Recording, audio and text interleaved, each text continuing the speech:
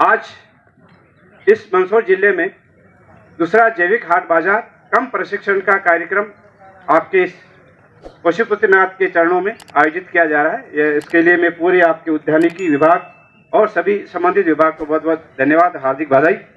और आज क्योंकि जैविक से अपन बात करना है, क्योंकि उसी थीम पे आज प्रशिक्षण और ये इस हाट बाजार का आयोजन किया गया है। तो सबसे पहले देखिए, अपन जैविक खेती, रासायनिक खेती और प्राकृतिक खेती तीनों टर्म चलते हैं। आपने भी सुना होगा, किन्होंने नहीं सुना ये हाथ खड़ा करें। सभी ने लगभग सुना है। आज जो अपन खेती कर रहे हैं वो कौन सी कर रहे हैं? रासायनिक। अपने पूर्वज से वो ज्यादा हो जाएंगे, अपने माता पिता तक ले लें, वो भी कौन सी कर रहे थे? वो भी रासायनिक ही कर रहे हैं। लेकिन अपने दादाजी की तरफ अपन देखते हैं तो वो मिश्रित करते आए थे। वहां से रसायन चालू हुआ था, उससे पहले प्राकृतिक या जैविक कोई चल रहा था। तो अपन को वापस 2 पीढ़ी आगे चलना, वापस जो पीछे गए थे ना, पीछे वापस मुड़ के देखना है कि वहां क्या होता था। ठीक है। तीसरा आपका अभी जो अपन को खेती, जिसके लिए माननीय प्रधानमंत्री महोदय और पूरा विश्व चिंतित है कि अपन को प्राकृतिक खेती प्रारंभ करना है। प्राकृतिक खेती कौन सा है? बहुत ही कम गोबर की खाद, बहुत ही कम आपके दूसरे जो बाहरी जीव हैं उनका उपयोग करना है, और सबसे ज्यादा उपयोग करना है आपको हरी खाद का। और वो प्रकृति प्रदत्त जो आपके गांव में या आपके खेत खलिहान में उपज होती है, उसी का वापस खेत में उपयोग कर अच्छा उत्पादन लेना, जहर मुक्त उत्पादन लेना ही प्राकृतिक खेती है। दूसरा आपका एक टर्म और आती है जैविक खेती का। जैविक खेती में अधिक मात्रा में आप गोबर का खाद का उपयोग कर सकते हैं, अधिक मात्रा में आप जो जीवाणु हैं उनको मल्टीप्लाई करके आप उपयोग कर सकते हैं। तो उनको क्या, और बायो फर्टिलाइजर्स जो आते हैं उनको उपयोग करते हैं, जैव उर्वरक आते हैं उसको उपयोग करते हैं। इनका उपयोग करते हुए यदि अपन खेती करते हैं तो वो जैविक खेती कहलाती है। अब थोड़ा सा, क्योंकि अपन को जैविक भी करना है और प्राकृतिक भी करना है, कोई भी काम करने से पहले अपने आप को तैयार करते हैं। मान लीजिए अपने घर परिवार में कोई शादी ब्याह है तो क्या करते हैं? पहले तो अपन तैयार होते हैं कि हाँ हमारा छोरा का मांडो करना, ठीक है। नहीं तो एकदम से कोई कह दे तीसरे दिन आप मांडो कर लो तो आप तैयार होंगे क्या? नहीं होंगे, क्योंकि मैं खुद ही मानसिक रूप से तैयार नहीं हूं तो मैं आगे खेती कैसे करूंगा। ठीक है। तो खेती, प्राकृतिक खेती हो या जैविक खेती हो, उसको प्रारंभ करने के लिए सबसे पहले अपन को तैयार होना। अपन को तैयार होने से मतलब उसकी तकनीकी जानकारी अपने पास में पूर्ण रूप से होनी है। आधी अधूरी तकनीकी जानकारी लेकर हम प्राकृतिक खेती करेंगे या जैविक खेती करेंगे तो अपन को अल्टीमेटली लाभ कम मिलेगा। तो अपन खेती के लिए क्या करेंगे? सबसे पहले जिस प्रकार को अपन को तैयार करना है उसी प्रकार से उस खेत को भी तैयार करना है। क्योंकि खेत अभी क्या कर रहा है? वो रासायनिक खेती के लिए आदी है। उसको पता है थोड़ी देर बाद मेरे को बीज आएगा, थोड़ी देर बाद मेरा यूरिया आएगा, थोड़ी देर बाद डीएपी आएगा, खरपतवार नाशक आएगा, और फिर मैं खड़ी यदि हरी रह गई तो मेरे को ग्लाइफोसेट छिड़काव करके मेरे को सुखाएंगे। सही है। कभी फसल खड़ी भी रह जाए, दूसरे फसल बोने के टाइम आएगा तो क्या करते हैं अपन? दे ग्लाइफोसेट, और उसको सुखा करके फिर अपन नई फसल की तैयारी करते हैं। तो खेत भी उसका अपनी तरह आदी हो गया है, उसको तैयार करना है। उसको तैयार करने के लिए सबसे महत्वपूर्ण चाहिए उसमें जैव पदार्थ। क्या चाहिए?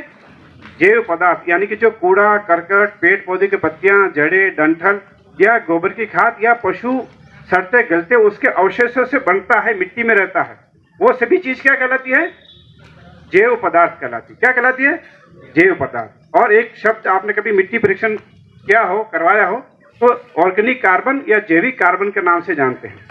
तो जैव पदार्थ की यदि अपन बात करें तो इतनी एक बेत मिट्टी गहराई में, क्योंकि अधिकतर पेड़ पौधों की मिट्टियां जो आप फसल बोते हैं कितनी जाती? इससे ज्यादा गहरी नहीं जाती, 6 इंच से 9 इंच।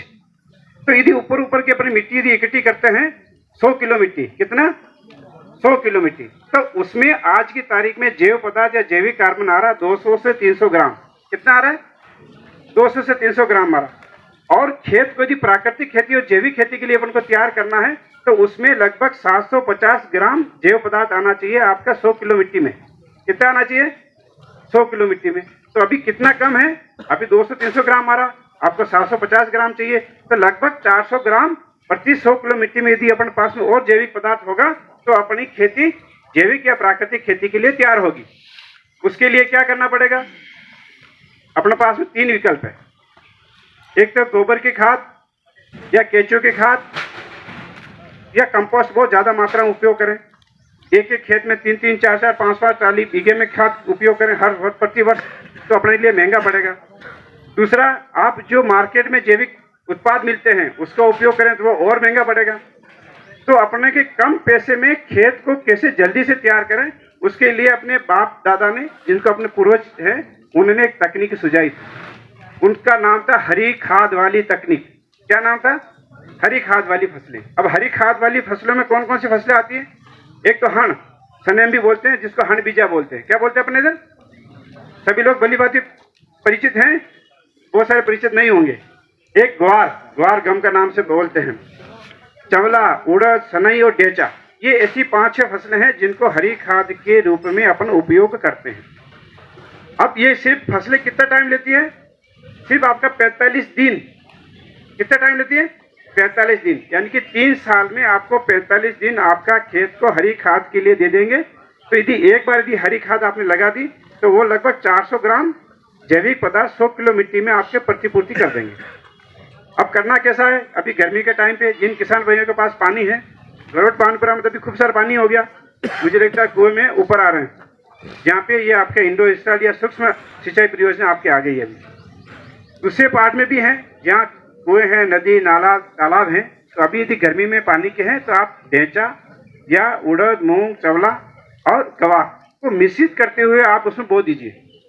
और बोने के 45 दिन बाद में, लगभग 45 दिन बाद उनके फूल आने चालू हो जाएंगे।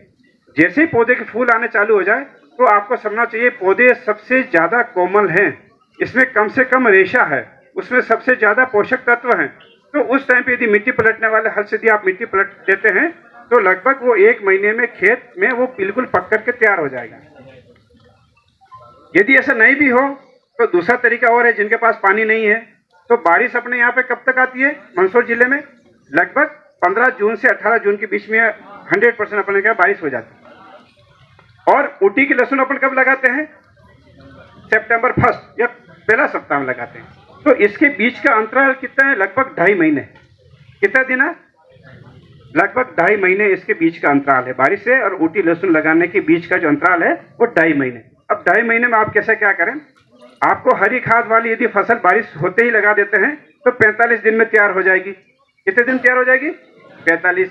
अब आपके पास कितना समय बचा?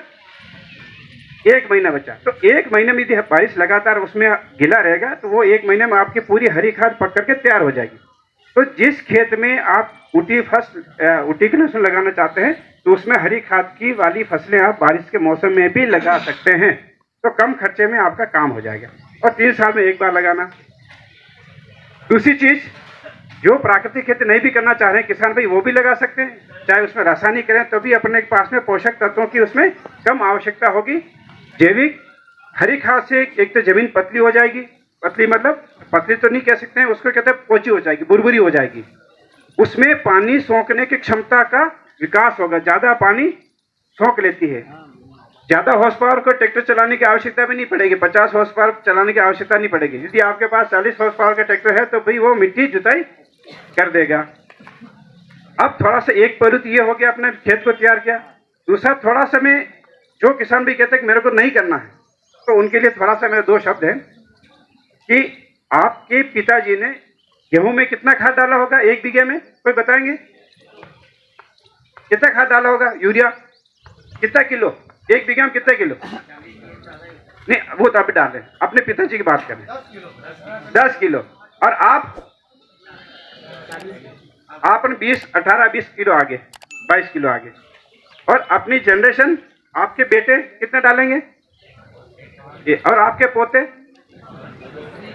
तो समझ लीजिए तो उसका खेत का क्या होना। थोड़ा बहुत नमक कम है तो नमक डाल दीजिए, बराबर स्वाद आ जाएगा, लेकिन ज्यादा नमक डालते गए तो खारी हो जाएगी। तो जो भी अपने लहसुन है, प्याज है, अलसी है, गेहूं की फसल है, ये अभी तो आपके रासायनिक खाद को झेल रही है, थोड़ा दिन बाद वो झेलना बंद कर देगी। और बहुत सारे खेतों ने तो झेलना बंद कर दिया है अपने मंदसौर जिले में। तो आप यदि खाद डाल भी रहे हैं तभी उत्पादन नहीं बढ़ रहा। इसका मतलब क्या हुआ कि फसलों ने जवाब देना प्रारंभ कर दिया है। ठीक है साहब, तो अपन को करना क्या है? जो रासायनिक खेती भी करे वो भी इस प्राकृतिक खेती को, हरी खाद वाली फसलों को अपनाए, ताकि कम से कम पोषक तत्वों में अच्छी फसल हो जाए। दूसरा पहलू अपन देखें कि अपने जो पिताजी थे या दादाजी थे 35-40 हॉर्स पावर के ट्रैक्टर से काम चलाते थे। आज कितने हॉर्स पावर का आप ट्रैक्टर खरीदना चाहते हैं नया? 50 से 40 तो चला गया, अब 50 पे आ गया। और अपनी आने वाली पीढ़ी 10 साल 12 साल बाद में वो कौन सी खरीदेगी? 60 हॉर्स पावर की खरीदेगी साहब। फिर 65। तो अपन कहाँ जा रहे हैं? खाद की मात्रा बढ़ा रहे हैं, ट्रैक्टर का पावर बढ़ा रहे हैं, ट्रैक्टर का इम्प्लीमेंट जो पहले मोल्ड प्लो जो आता था एमपी प्लो, अब 35-40 हज़ार में आता है। आज 70,000 75,000 90,000 रुपये लग रहे हैं उसको। तो ये उतना भी हैवी बनानी, तो कहाँ जाके रुकेंगे अपन? कहीं न कहीं तो अपन को उसको बैरियर लगाना पड़ेगा। तो अपन को हरी खाद वाली फसल ये 3 साल में एक बार भी लगा देंगे साहब, तो ये सभी जो ऊपर ग्राफ जा रहा है ना अपने, ये सभी नीचे आना चालू होगा। और जैसे ये नीचे ग्राफ आएगा तो आपका शुद्ध आय बढ़ेगी, क्योंकि जितना खर्चा कर रहे हैं उतनी ही आपकी आमदनी आ रही है। तो आपके पॉकेट में तो कुछ नहीं बनता। जैसे ही आप मंडी जाएंगे सब बेच करके यहाँ से आप खाद लाएं, बीज लाएं, चाहे और दूसरा कोई भी खाद लाएं, तो आप हिसाब करके आ जाएंगे। और बची हो तो मंडी जो आपकी ट्रैक्टर की किस्त है 6-6 महीने में करवा रखी होगी, किसने मंथली करवा रखी होगी, क्योंकि 6-6 महीना में किस्त आती है। अपनी फसल 6-6 महीना में आती है, तो हिसाब वहीं कर लेंगे। तो घर पे बच्चे कहेंगे पापा क्या लाया, तो बोला कहीं को नहीं है, उल्टो थे लो। तो भाई अपन को बच्चे को पढ़ाना है, बच्चों को शादी करवानी है, अपने घर भी अच्छा बनाना है, अपने खेत पे कुआं भी करना है, तो पैसे बचने हैं। और बचने का तरीका यही है कि जो अपने पूर्वज करते थे उस तकनीक पे और आज की आधुनिक तकनीक दोनों का सम्मिश्रण संयुक्त रूप से अपन को खेती करेंगे तो निश्चित रूप से अपन खेती कर पाएंगे। इसके अलावा आपके पास में जैव उर्वरक हैं। जैव उर्वरक एजोक्टोबैक्टर है, पीएसबी है, केएसबी है, जेडएसबी है। ये इतने जैव सूक्ष्म जीव हैं जो मिट्टी में थे, लेकिन किन्हीं कारणवश वो समाप्त हो गए। और कारण एक ही है, मैंने नाम लिया इसका जीव। आप भी जीव हैं, हम भी जीव हैं, अपने लिए भोजन बन रहा है। तो सूक्ष्म जीव है, उनके लिए मिट्टी में भोजन क्या है? जैव पदार्थ। कभी नहीं भूले, क्योंकि जीव बिना भोजन के जीवित नहीं रह सकता। और हम तो दोनों टाइम भोजन की तलाश में घूमते हैं, भोजन की व्यवस्था कर रखते हैं एडवांस में 1-1 साल की। लेकिन जो सूक्ष्म जीव हैं अपने मिट्टी में हैं, उसके लिए भोजन की व्यवस्था कौन करेंगे? आप ही को करनी है। और वो क्या खाते हैं? जैव पदार्थ खा करके मिट्टी में जिंदा रहते हैं। अब जैव पदार्थ मिट्टी में कम हो गया, क्योंकि गाय भैंसे खत्म होगी। गाय भैंसे खत्म क्यों हुई? कि पहले हम 3 भाई थे, तो एक कोई शादी ब्याह में चला जाता था, दूसरे की बिंदनियां जो है उसको दूध निकाल करके अपने रख देते थे। आज सब अलग अलग हो गए। या ग्रामीण क्षेत्र में सिटी में आ गए बच्चों को पढ़ाने के लिए, तो गाय भैंसे कौन रखे? तो जैव पदार्थ आएगा कहाँ? गौमूत्र नहीं आएगा, गोबर नहीं आएगा, गाय भैंसा नहीं आएगा, तो अपन डालेंगे क्या? कुछ नहीं डाल सकते, है ना सर? तो ये कम हो गया। अब जैसे इसमें जैव पदार्थ कम हुआ, सूक्ष्म जीवों के लिए सूक्ष्म जीव क्या करें? हवा की नाइट्रोजन को या जिसको कहते हैं यूरिया को मिट्टी में देने का काम करते हैं। क्या करते हैं? मिट्टी में देने का काम करते हैं।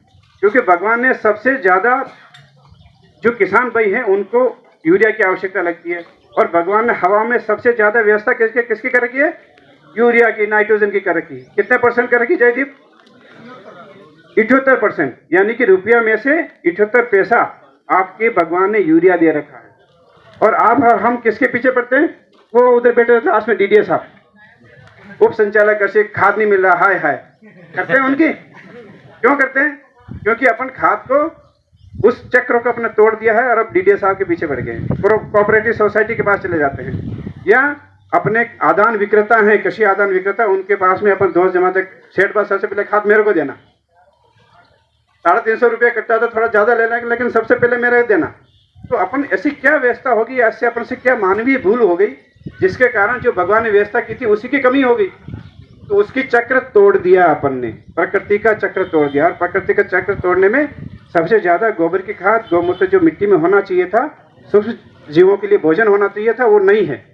तो उसको यदि आप वापस बना लेंगे तो निश्चित रूप से मान लीजिए आपको यूरिया की कम खपत लगेगी और कम आपको पैसा आपका मार्केट में खर्च होगा। इसके अलावा आपके अमृत और अस्त्र, 2 चीज और अभी सुझाए हुए हैं आपके। अमृत, घन जीवामृत, बीजामृत, और कौन सा अमृत है? जीवामृत।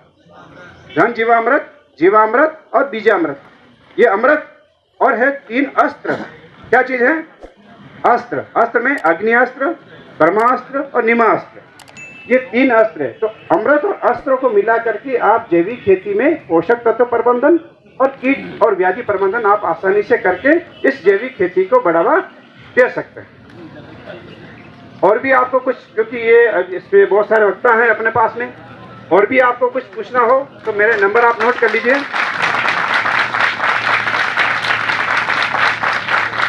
आइए सर, बताइए।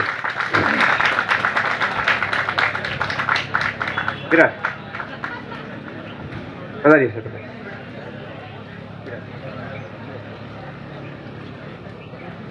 मेरा जो मोबाइल नंबर है, हमारे अधिकतर मुझे लगता है किसान भाइयों के पास होंगे, हैं जुझार जी है, आपके पास में, घनश्याम जी के पास में भी। इनके मेरे मैसेज आप तक पहुंचते हैं, आप हाथ खड़ा करें, मेरे मैसेज आते हैं, आप इतने लोगों के पास मेरे मैसेज आते हैं। जिनके भी नंबर नहीं है, आप मुझे अपने, मेरे व्हाट्सएप नंबर आपको बता रहा हूँ, उस पर आपका गांव का नाम, आपका नाम लिख करके मुझे भेज दीजिए, मैं आपको ग्रुप में जोड़ दूंगा। तो समय समय पे आप जो कृषि संबंधी जानकारी प्रसारित करते हैं वो आपके सीधे मोबाइल पे आ जाएगी।